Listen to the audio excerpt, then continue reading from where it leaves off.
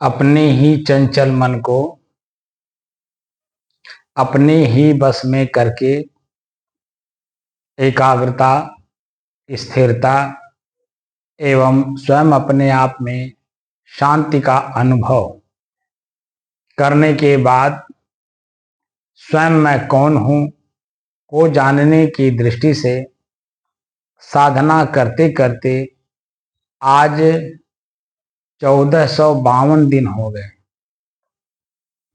तारीख 28 अक्टूबर सन 2025, दिन मंगलवार, सायंकाल का समय।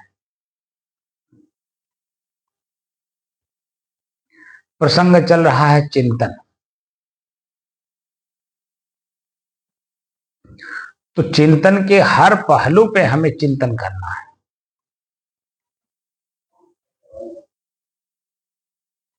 तो चिंतन के कितने पहलू हैं?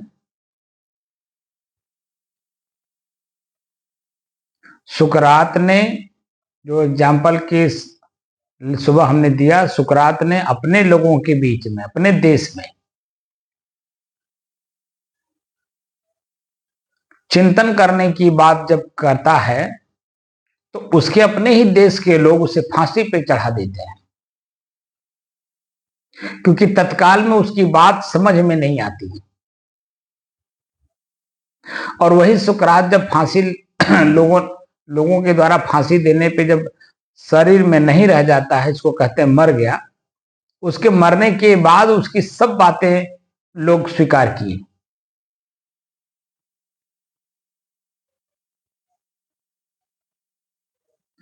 तो वर्तमान में जो चिंतन करता है और चिंतन कराने की कोशिश करता है, वह चिंतन न करने वाले लोगों के लिए अहितकर होता है। पूरा देश सुकरात के विरुद्ध हो गया, राजा भी विरुद्ध हो गया, उसके मंत्रिमंडल में कोई ऐसा समझदार व्यक्ति ही नहीं था जो उसमें किसी को रोके। सब ए टू जेड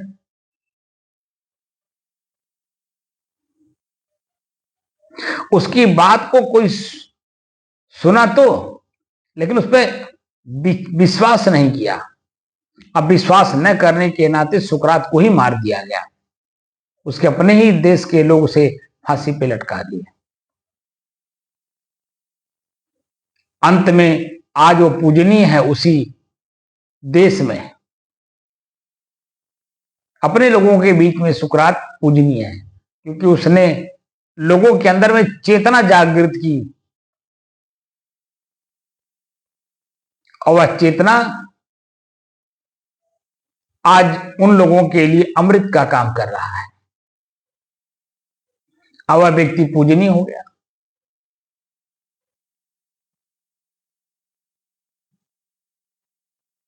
ऐसे पूर्व में बहुत बड़े बड़े दिग्गज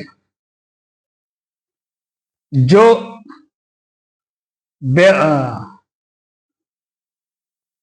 चिंतन को व्यवहार में उतारने की कोशिश की,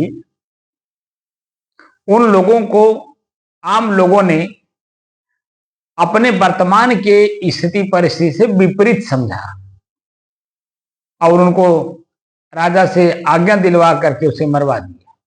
और बाद में वही चल करके सभी लोग पूजनीय हो गए।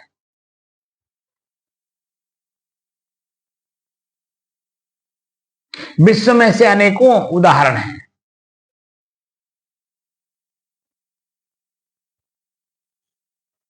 तो चिंतन के हर पहलू पे चिंतन करना है, तो किस किस पहलू पे हम लोग चर्चा कर चुके हैं।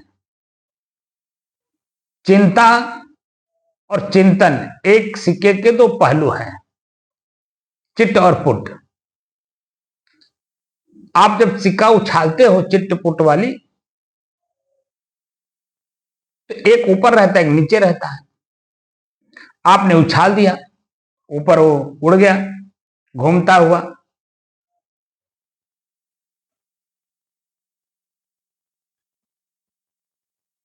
अब वो हवा में नाच रहा है, अब नीचे गिरते ही वह स्थिर हो जाएगा, चिट या पुट। और जैसे आपने स्थिर उसको देखा, वैसे आपकी जैसे सिक्का कहां उछाला जाता है, दो पार्टी आपस में जब समझौता नहीं कर पाती है। क्रिकेट में आप अक्सर देखते हैं कि सिक्के उछाले जाते हैं। तो जिसने जिस पार्टी का कहा हुआ बात सामने आता है, वह निर्णायक भूमिका में आता है, और जिसका नहीं आता है वो इंतजार करता है कि निर्णायक भूमिका वाला क्या निर्णय लेता है। तो जो आपने देखा होगा क्रिकेट में, जो जीत जाता है जिस देश के कप्तान, अब वो अगर कह रहे हैं कि हम बैटिंग करेंगे, तो पुट वाला जो है वह उसको फील्डिंग करनी ही करनी है। उसके पास अधिकार ही नहीं रह जाता कि वह खुद भी कुछ कह सके कि मैं ये नहीं लूंगा, मैं यही लूंगा। उसकी मजबूरी है, क्योंकि जीता तो टॉस तो उसने जीता है। इसलिए टॉस जीतने वाले के निर्णय पे ही सारे निर्णय होते हैं।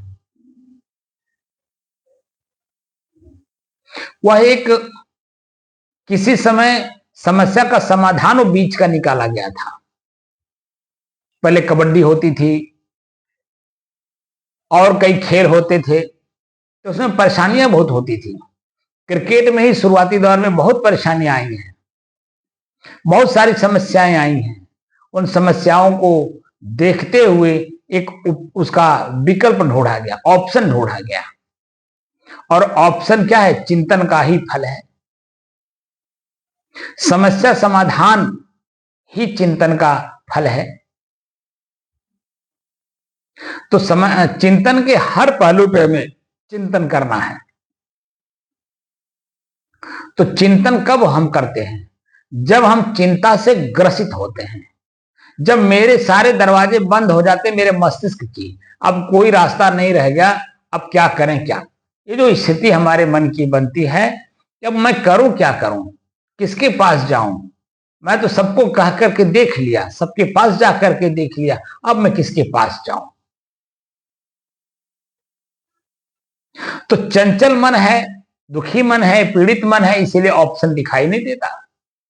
तो लोग करते क्या है, तमाम तरह के आज का जो दौर चला है इधर 10 सालों में, वो ये दौर चला कि जब ऑप्शन खत्म हो जाए तो एक ही विकल्प है, बस नदी में कूद के मर जाओ, ट्रेन के नीचे कट के मर जाओ, फांसी लगा लो, जहर खा लो। ये उसका ऑप्शन नहीं है, ये तो बल्कि और अपनी समस्या आपने बढ़ा ली। जो वर्तमान में समस्या है, क्या मरने के बाद उस समस्या समाधान हो जाएगा? हाँ, एक चीज हो सकता है, इस शरीर से संबंधित जो चीजें हैं वह यहीं पे लोगों के सीमित रह जाएगी। लेकिन उन संस्कारों को जो मस्तिष्क में आप लेकर के फाइल बना के बैठे हो, उसका समस्या कैसे समाधान होगा? वो तो जिस किसी भी शरीर में आप जाओगे, जैसे चिप में आप कुछ भी रखे हो, तो जिस भी मोबाइल में डालोगे वो तो वही निकलेगा ना जो उस चिप में आपने रखा है। तो बुद्धि क्या है? वो चिप ही है। बुद्धि में आपने स्टोर कर रखा है फाइलों को, कर्म के संस्कारों के फाइल आपने स्टोर कर रखा है बुद्धि में। अब वो आपके साथ चलेगा। जिस किसी भी शरीर में आप जा करके शरीर को धारण करोगे, तो वो जो बुद्धि वाली फाइल है वो वहां खुलती है। ऐसा नहीं खुलती है, खुलती है। कर्मों के संस्कारों के अनुसार लेन देन उसी तरह से होता है। भले वो शरीर नहीं है, भले वो आंख कान नाक हाथ पैर नहीं है। अब सूत्र यहां लगता है वासांश जीर्णान यथा विहाय, ये सूत्र है। अब यहां पे गणित सॉल्व करना है, जीवन की गणित। और जीवन के गणित को सॉल्व करने के लिए चिंतन एक बहुत बड़ा प्लेटफॉर्म हमारे लिए। तो मर जाना हमारी समस्या का समाधान नहीं है, अपने से अपने आत्महत्या कर लेना, बल्कि उसका सॉल्यूशन ढूंढना, ऑप्शन खोजना कि किस ऑप्शन को हम कब तक लागू करें। हर एक ऑप्शन को आप लगाइए। एक व्यवहारिक महात्मा, पढ़े लिखे तो नहीं थे, हरिद्वार में मैं उनके साथ काफी समय रहा हूं, क्योंकि मैं संस्कृत जब पढ़ रहा था तो हमें एक जगह की जरूरत थी, तो मैं उनके पास रह रहा था। तो उनकी व्यवहारिकता को हमने देखा, पढ़े लिखे तो नहीं थे, लेकिन वो कहते थे कि किसी एक काम को अगर करना है तो 10 लोगों को बताना है। 10 तो पूरे आपके साथ नहीं आएंगे, लेकिन एक तो आएगा जिसके पास उसका ऑप्शन है। मान लीजिए हमें 100 रुपए की जरूरत है, मेरे पास पैसा नहीं है, 100 रुपए की जरूरत है, तो हम एक आदमी इस पे ही भरोसा करके ना खाली कह के रह जाऊं कि भैया हमें 100 रुपया दे दीजिए, और कह भी दिया हाँ अच्छा ठीक है, जब जरूरत पड़ेगी आप ले लीजिएगा। अब जब जरूरत पड़ती है तो आप जब उससे मांगने जाओगे, भैया अब हमें जरूरत पड़ गई है 100 रुपया हमें दे दीजिए, तो देखिए वो बहाना नहीं करता है, लेकिन उसके पास भी कई ऐसे ऑप्शन आ जाते हैं, विकल्प आ जाते हैं कि उसके पास पैसे नहीं रह जाते, वो किसी न किसी काम में खर्च कर देता है। अब वो किया कि नहीं किया आपको नहीं मालूम, लेकिन उसकी जो वाणी जो बोलता है, मैंने अपने शब्द को जो बोलता है कि भैया पे क्या बताऊं, अभी 1 घंटा पहले फलाने व्यक्ति अइले और उनको सख्त जरूरत थी, और हमसे कहे मेरे पास था, मैंने उठा के भी दे दिया।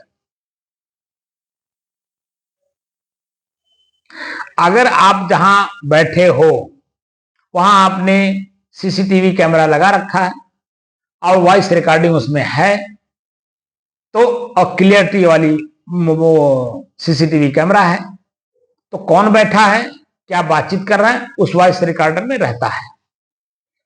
वो तो आदमी कोई काम करता नहीं कि मैं जहां भी रहता हूं बैठता हूं वहां सीसीटीवी कैमरे लगाए रखूं, किससे मैं क्या बात कर रहा हूं, कौन हमसे मिलने आ रहा है, हम किससे क्या बात कर रहे हैं, या किसको बुला करके मैं क्या बात कर रहा हूं, या क्या मिल करके क्या सजेशन ले रहा हूं या दे रहा हूं, ऐसा तो कोई करता नहीं। वो तो बाहरी फोकस रहती है, बाहरी फोकस में आप अपने अंदरूनी चीजों को नहीं कर सकते। खुदा न खास्ता मान लीजिए किसी ने कहा कि भैया मैं क्या बताऊं, हमारा सीसीटीवी कैमरा आप देख सकते हैं, फलाने अभी आए थे और अभी तुरंत लेकर के गए 1 घंटा पहले। तो आपने अगर कहा कि हमें 100 रुपए की जरूरत है और वो व्यक्ति कह रहा अभी 1 घंटा पहले लेकर के गए, तो इसका मतलब है कि आपके पास अब कोई ऑप्शन नहीं बचा। जब आप चिंता में नहीं डूबोगे तो होगा क्या? और एक अपने आत्मविश्वास था, उनके पास जाने से मिल जाएगा। अब जो पहले प्रॉब्लम था कि 100 रुपया नहीं है, किसी से मांगने पर हमारा काम हो सकता है, हम उनसे उधार ले लें और फिर समय से उनको हम दे देंगे, लेकिन अभी तत्काल में हम एक काम कर लें किसी से लेकर के। आप गए तो आपको नहीं मिला, अब क्या करोगे? तो इसीलिए वो हमको बताते थे कि देखो किताबी ज्ञान अपनी जगह पर है, व्यवहारिक ज्ञान ये कहता है, जो अनुभव की बातों बताते थे, कहते थे कि एक काम के लिए 100 रुपये अगर मांगना है तो 10 लोगों से कहो, 9 लोग आप पढ़ो उनको, कोई कहेगा बाबू का बताइए बहन हाल फला नहीं दीदी, फोन से आप बात करिए, बाबू हो हमें 100 रुपए चाहिए, आप प्रैक्टिकल करके देख लीजिए। उसमें से एक व्यक्ति ऐसा मिलेगा कि जो कहेगा बाबू आकर के ले जाओ, और जब लेने जाओगे या मान लीजिए पहुंच ही गए हैं, मांग रहे हैं कि भैया हमें 100 रुपए दे दीजिए, तो एक व्यक्ति ऐसा होगा आपको संतुष्ट ही नहीं करेगा बल्कि तृप्त करके भेजेगा। और तृप्ति कैसे आप अनुभव करेंगे कि वो ये तृप्त किया कि संतुष्ट किया। और 10 लोगों के साथ जब आप वार्तालाप करते हो तो 10 तरह की वार्तालाप होती है, और 10 तरह की वार्तालाप आप जब देखोगे तो आपको लगेगा कि आश्चर्यचकित, जो व्यक्ति कल तक अपने जीने मरने की कसम खाता है कि आप बिना मैं नहीं रह पाऊंगा, आप ही मेरे सब कुछ हो, और जब उनको आप प्रैक्टिकल करके पहचान करने की कोशिश करिएगा तो आप देखेंगे वो पहले भाग जाएगा। ऑप्शन आपके पास कहां रह गया। इसलिए ऑप्शन यानी विकल्प को हमेशा साथ रखना चाहिए ताकि चिंता उत्पन्न न होने पाए। चिंता ही हमको मरने का, नदी में कूदने का, ट्रेन के नीचे कट के मरने का, फांसी लगाने का, जहर खाने का ये ऑप्शन देता है, और दूसरा ऑप्शन नहीं देता है। और चिंतन जो है आपको एक विकल्प देता है आपके काम को पूर्ण करने के लिए। चिंता आपके दरवाजे बंद कर देता है, चिंतन आपके दरवाजे खोलते हैं। बस थोड़ी देर के लिए चित्त को शांत कर दो, मन में किसी प्रकार का ख्याल न होने पाए और चित्त में किसी प्रकार का कोई प्रश्न न उठने पाए। बस थोड़ी देर या तो आप बिस्तर पे जाके चुप मार के सो जाओ ताकि नींद आ जाए, या तो शांति से बैठ जाओ, कुछ मन में उथल पुथल ना होने पाए। जैसे जैसे मन आपका शांत होता जाएगा अपने आप कोई ना कोई विकल्प आपके सामने आपका मन रख देगा, और वह विकल्प अमृत जैसा आपको लगेगा। यह व्यवहारिक प्रक्रिया है, और इस व्यवहारिक प्रक्रिया में हमको ये ढूंढना है कि चिंतन कहां कहां किस किस रूप में काम करता है। तो जब व्यवहार में हमें हमारी बंद हुई रास्ते को खोलने का काम करता है हमारा चिंतन, तो आप समझ जाइए कि अध्यात्म कितनी ऊंची काम करता होगा। बहुत से ऐसे प्रॉब्लम हमारे शरीर में, हमारे इंद्रियों में, हमारे मन में, हमारे संस्कारों में हैं, जिसमें वो ऑप्शन सही तरीके से देता है, सही समय पर देता है, ताकि आपका अपना निजी काम हो सके। और वह निजी काम क्या है, मैं कौन हूं का परिचय प्राप्त करने में वो सहायक होता है। तो चिंतन कितने रूपों में चलता है, इनका हमें चिंतन करना है। अब पहला प्रश्न है चिंतन। तो चिंतन और चिंता दो शब्द हैं। चिंतन वही करता है तो चिंता में डूबता है, क्योंकि उसी को विकल्प की जरूरत है, ऑप्शन की जरूरत है, जो चिंता में है, जिसके सारे रास्ते बंद हो गए। तो चिंतित व्यक्ति ही चिंतन के रास्ते को ढूंढता है, और वह ऐसा रास्ता ढूंढ लेता है जहां उसके अपने प्रॉब्लम तो सॉल्व होते ही होते हैं, अन्यों के भी वह प्रॉब्लम सॉल्व करने में वह सक्षम हो जाता है।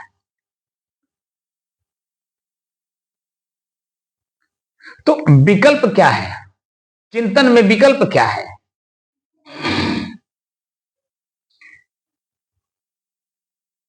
हम अपने समस्या को पहले पढ़ते हैं,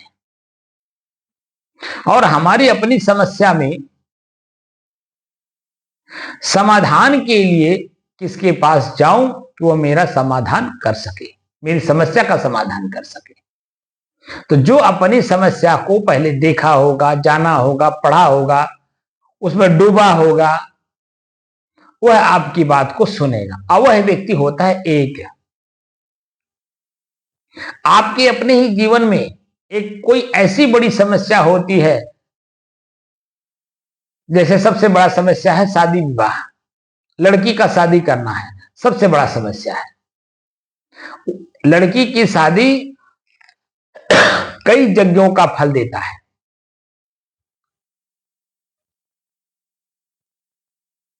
अब लड़की की शादी कैसे होगी, कहां होगी, किसके यहां होगी, अब यह एक प्रॉब्लम है, एक प्रश्न चिन्ह है। किसके घर हम अपनी लड़की को भेजें जहां वहां के सारे सदस्य हमारी लड़की को आदर दें और हमारी लड़की भी उनको सबको आदर दे, दोनों के विचार एक में मिल सके, दोनों के खान पान एक में मिल सके, दोनों के रहन सहन एक में मिल सके। अब उसके लिए दो तीन जब लड़की हमारी सयानी हो जाती है, शादी के योग्य हो जाती है, तब माता पिता जब अपने धन को, संपत्ति को इकट्ठा करके और लड़की के लिए जब वर ढूंढना शुरू करते हैं दूल्हा के रूप में, तो कई जगहों पर लोग कई जगह बताते हैं, हे भाऊ फलाने की लड़कियां बाय, अगर देखल चाहा तो देख ले। अब वहीं से शुरू किया, क्योंकि वो जो लड़की का पिता है या माँ है, वो अपने नात बात हित मित्र सबके कान में डाल देता, भैया हमारी लड़की सयानी हो गई है, हमको अब अपनी लड़की का शादी करना है, कोई हमें दूल्हा बताओ, वर बताओ, जिसके यहां हम अपनी लड़की को उस दूल्हे के साथ ब्याह करके उससे हम अपने जिम्मेदारी से हम मुक्त हो जाएं। अब जितने भी नात बात हित मित्र गांव गढ़ी के लोग, अपने जात बिरादर के लोग हैं, सबके कान में बातें पहुंच जाती हैं और लड़का ढूंढा जाता है। अब लड़के ढूंढने में अपने बराबर और अपने से योग्य, अपनी लड़की की योग्यता के अनुसार कि हमारी लड़की का वो आदर कर सके, ऐसा वर ढूंढा जाता है। यहां सालों लग जाते हैं। अभी दो तीन भक्त हमारे इसी मूल घाट के मेरे पास बैठे दो तीन बार, तो उन लोगों ने बताया, महाराज जी मैं 3 साल से ढूंढ रहा हूं, लड़का ही नहीं मिल रहा है। एक जगह फिक्स हो गया, लड़की को देखने का काम हो गया, लड़की दिखाई भी हो गई, पता चला लड़का नहीं आया था, लड़का का बड़ा भाई आया था, वो देख करके चला गया। अब लड़के की बारी आई, लड़का कह रहा हम वहां करेंगे ही नहीं। तमाम तरह की परेशानियां आती हैं। जब तक लड़की का शादी ना हो जाए, लड़की खुशी खुशी अपने घर ना चली जाए, तब तक अब आप देखिए जो माता और पिता हैं, अब इनको विकल्प पे विकल्प, विकल्प पे विकल्प ढूंढना पड़ रहा है, और अभी भी वो लड़की के शादी हुआ नहीं। प्रॉब्लम क्या है, लड़की थोड़ी मोटी है। एक भक्त का कहते हैं कि मेरी थोड़ी लड़की थोड़ी सांवली है, एक भक्त की लड़की मोटी है, एक भक्त की लड़की हल्की से सांवली है। जब बातचीत करते हैं तो पता चलता है, अभी बिकर जो सांवली वाली लड़की के माता पिता थे, उन अभी हमसे मिले थे एक लगभग 10-15 दिन पहले, तो उन्होंने बताया गुरुजी किसी तरह से मैंने अपनी लड़की का शादी निपटा दिया। ये है, आप विकल्प पे विकल्प ढूंढते हो। ये नहीं कि जन्म लड़की सियानी हो गई तो मैं करूं क्या, तो मैं फांसी लगा के मर जाऊं तो लड़की का क्या शादी हो जाएगा, क्या वो प्रॉब्लम सॉल्व हो जाएगा आपके मरने से? फांसी लगा लो, ट्रेन के नीचे कट के मर जाओ, पानी में कूद जाओ, फांसी लगा लो, जहर खा लो, क्या वो प्रॉब्लम सॉल्व हुआ? बल्कि आपने और प्रॉब्लम क्रिएट कर दिया मर करके, क्योंकि जब आप मरोगे तो आपके काम क्रिया करना पड़ेगा। तो जो पैसा हमें उस लड़की के शादी विवाह में लगाना था, उसका पैसा, उस लड़की का पैसा हमें आपके काम क्रिया में लगाना पड़ेगा, कर्म में लगाना पड़ेगा। तो आपने क्या किया, प्रॉब्लम क्रिएट कर लिया। एक ट्रेंड और चला है आजकल, इधर 10 सालों के अंदर में जो नौजवान जो लड़के हैं, ये किसी लड़की से प्रेम कर लिए, मोह कर लिए, अब दोनों लड़की लड़का जन आपस में बातचीत करने लगे, करते करते इस अवस्था में पहुंच गए कि दोनों, अब लड़की कह रही है हमसे शादी करो, लड़का जब अपने माता पिता से कहता है कि हमें शादी करना है, फला लड़की से करना है, अब माता पिता के अंदर में ईगो है। अब वो लड़की के माता पिता उस लड़के के साथ शादी नहीं करना चाहते और लड़के के माता पिता उस लड़की के साथ शादी नहीं करने देना चाहते। अब दोनों में ईगो है। पता क्या चल रहा है कि वो लड़की लड़का आपस में जहर खा के मर जा रहे हैं, कहीं फांसी लगा लेना, ऐसे से पेपर में सुनने को मिलता है। बाकायदे फोटो सहित मैंने देखा है। एक दैनिक जागरण मेरे यहाँ रोज आता है, तो उसमें मैंने लगभग 4-5 महीना हो गया होगा या उससे ऊपर ही हो सकता है हो गया हो। वो लड़की लड़का दोनों जो है वो पेड़ पर ऐसे लटके हुए हैं, उसका फोटो खींच करके उसमें लगा हुआ। ये हाल है। वो भी गांव से बाहर किसी सुनसान एरिया में दोनों गए वहां।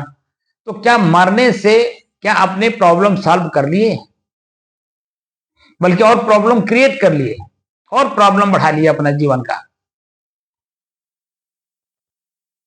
तो चिंतन हमें विकल्प देता है।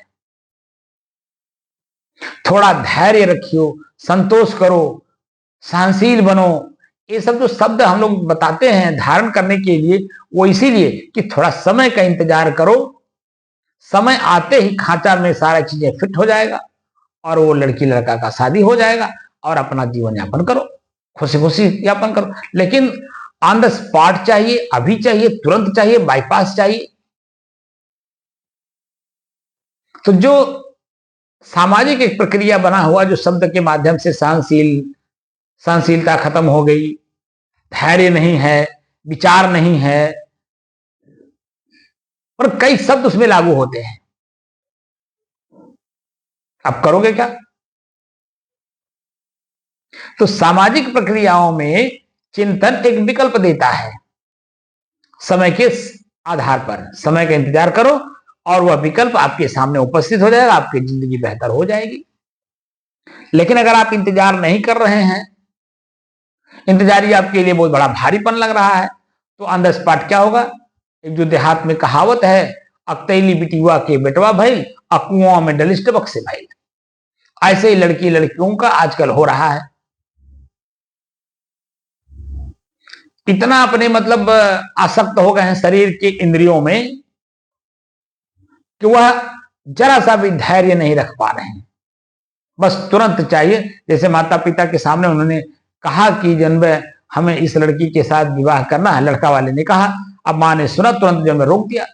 अब वो चाहता है कि नहीं, मां कहे कि नहीं शादी कर डालो, ये कहवाना चाहता है, और मां अभी रोक रही है क्योंकि मां को अभी पता नहीं वो लड़की हमारे घर आने लायक है भी नहीं, उसके व्यवहार कैसे हैं, उसके विचार कैसे हैं, उसके खान पान कैसे हैं। भाई मां और पिता बिना किसी को तहकीकात किए अपने घर में आने की इजाजत कैसे दे देंगे? अब इस लड़के को पता ही नहीं है, अब जाकर के जार खा लिया। लो क्या हो गया? यही भर नहीं, ऑन द स्पॉट अभी बच्चे जो मैं कार मांग रहे हैं, मोटरसाइकिल मांग रहे हैं, मोबाइल मांग रहे हैं। यहां तक कि अभी सुनने को मिला, बच्चा मोबाइल 14 साल का लड़का था, अपने पिता से कहा कि हमको मोबाइल दे दो। वो गेम खेल रहा था। गेम खेलते वक्त उसने 4-5 लाख रुपए का नुकसान अपने पिता का कर चुका था। पिताजी ने गेम खेलने से मना कर दिया और मोबाइल नहीं दिया, जाकर के उसने फांसी लगा के मर गया। तुमने कौन सा प्रॉब्लम सॉल्व कर लिया भाई? बल्कि जो 4-5 लाख रुपए तुमने गेम में जो नुकसान किया, वो तो और प्रॉब्लम क्रिएट कर दिया अपने पिता का। पिता के जीवन में जो प्रॉब्लम आया, पैसे का क्षति हुई, जो उसको भरपाई आप नहीं कर पाए, इसी वजह से तो रोका। और पिताजी ने कौन सा बुराई कर दिया आपको रोकने से? आपकी ही जिंदगी को बेहतर बनाने के लिए उन्होंने थोड़ा सा स्ट्रिक्ट व्यवहार किया, और आप क्या कर रहे हो कि बस गए फांसी लगा के मर गए। तो पिता का क्या ले गए या मां का क्या ले गए, या अपने शरीर का क्या प्रॉब्लम सॉल्व कर लिए? तो चिंतन को हर पहलू पे हमें विचार करना है, और विचार करके एक एक पहलू पे हमें जो उसके ऑप्शन हैं उसको ढूंढना है और अपने आप में तृप्त रहना है। और तृप्त हम तभी रह पाएंगे जब हम अपने स्थिरता में स्थित रहेंगे। आपको 4 शब्द दे दिया गया है, उन 4 शब्दों पे हमेशा ध्यान रखना। यही ध्यान है कि जो अंतिम निर्णय वाली शब्द दे दिए गए हैं, जिस पर आपको आसीत होना है, यानी उस कुर्सी पे बैठ के ही सारा काम करना है, वो 4 कुर्सी है।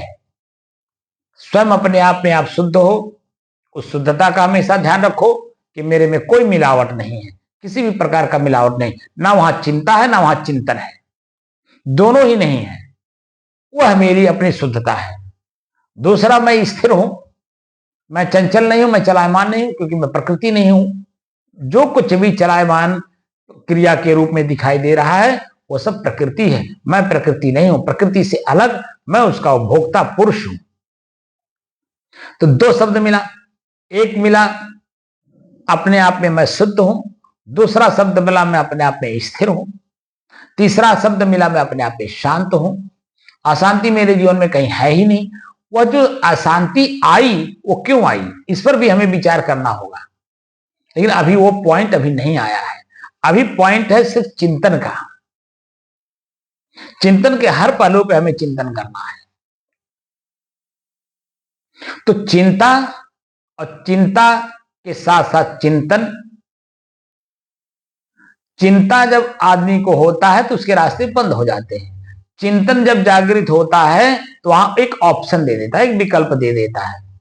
आपकी परेशानी जो दुख की आने वाली थी घड़ी, वह ऑप्शन मिल गया, और दुख की घड़ी न आकर के बल्कि सुख की घड़ी आ गई, क्योंकि आपने उस विकल्प को कर दिया, उस काम को कर दिया जो विकल्प के रूप में आपको मिला था।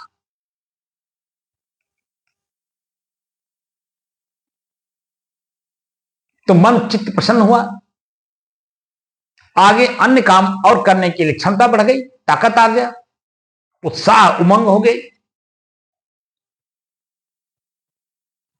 दूसरा क्या, चिंतन है क्या, जिसे चिंतन करने की जरूरत है। चित्त और अंजन, चित्त में जो अंजन बन गया, अंजन माने काजल, काजल से मतलब अंधकार, अंधकार से मतलब पीड़ा, दुख, चिंता वाली बात, उसको विकल्प के रूप में हमेशा रखना कि कोई भी चिंता आने ना पाए, कोई भी पीड़ा हमारे जीवन में आने से पहले मैं रास्ता बदल दूं, जिससे कि मेरे जीवन में जो दुख, पीड़ा, पश्चाताप, आत्मग्लानि आने वाला था, या जीवन लीला ही समाप्त करने की जो स्थिति बन रही है, वह ना होने पाए। चित्त पे जो अंजन बना हुआ है, चित्त।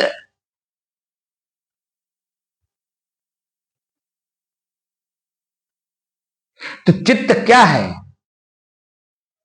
चित्त हमारे लिए एक खेत का काम करता है, जो उपजाऊ होनी चाहिए,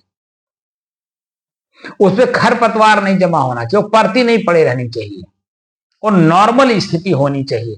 उसको कहते हैं वर्तमान में जीना। अब वर्तमान में वही जी पाएगा जो भूत और भविष्य दोनों को अपने जीवन से निकाल बाहर कर लेगा। वही अपनी समस्या समाधान करेगा, और अपने साथ साथ अपने पास आए हुए सारे लोगों की समस्याओं का समाधान कर पाता है। जैसे वर्तमान में जीवन जीने वाले समाज में कितने लोग हैं, जैसे डीएम हैं, एसपी हैं, कमिश्नर हैं, यानी जो पदेन लोग बैठे हुए हैं, वो पहले अपना प्रॉब्लम सॉल्व करते हैं, फिर आपका सॉल्व करते हैं। ऐसे समाज में अन्य लोग भी हैं, अपनी अपनी जगह पर अपना अपना काम करते हुए आपकी समस्या का समाधान करते हैं। जैसे 100 रुपए की जरूरत हमें है, तो पहले कोई आदमी अपने पास 1000 रुपया रखा हुआ, तब तो उसमें से आपको देगा 100 रुपया। जिसके पास है ही नहीं, वो कहां से आपको देगा?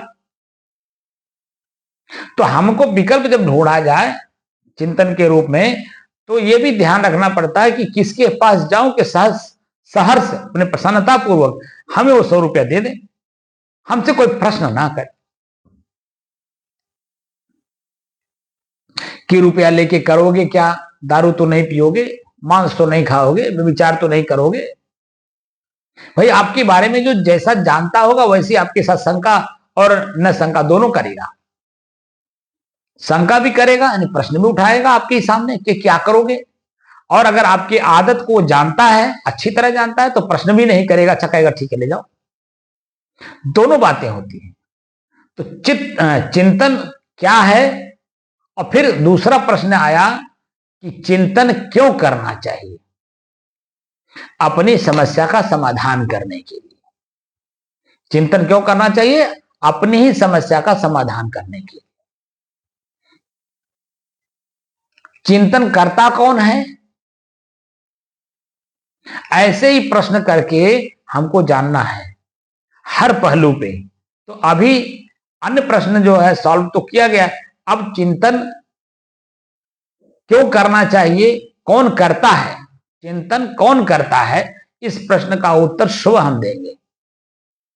अब जो साधन हम लोग पहले से प्रयोग कर रहे हैं चित्त को, मन को स्थिर करने के लिए, श्वास पर मन को एकाग्र करने के लिए, उस कार्य को करिए और धीरे धीरे मन, चंचल मन को एकाग्र करिए और एकाग्र मन स्थिर हो जाए और स्थिर मन अपने आप में बिल्कुल शांत हो जाए। ये हमें एहसास हो कि मेरा मन शांत हो गया है।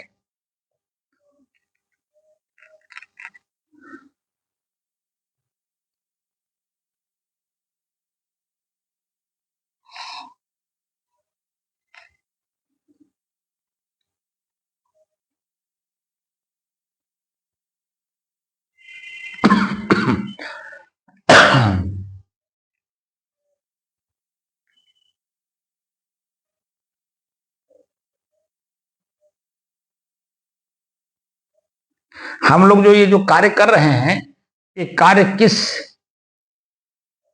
क्षेत्र में आके कर रहे हैं, चिंतन के रूप में या चिंता के रूप में, इस पर भी विचार करते रहिएगा।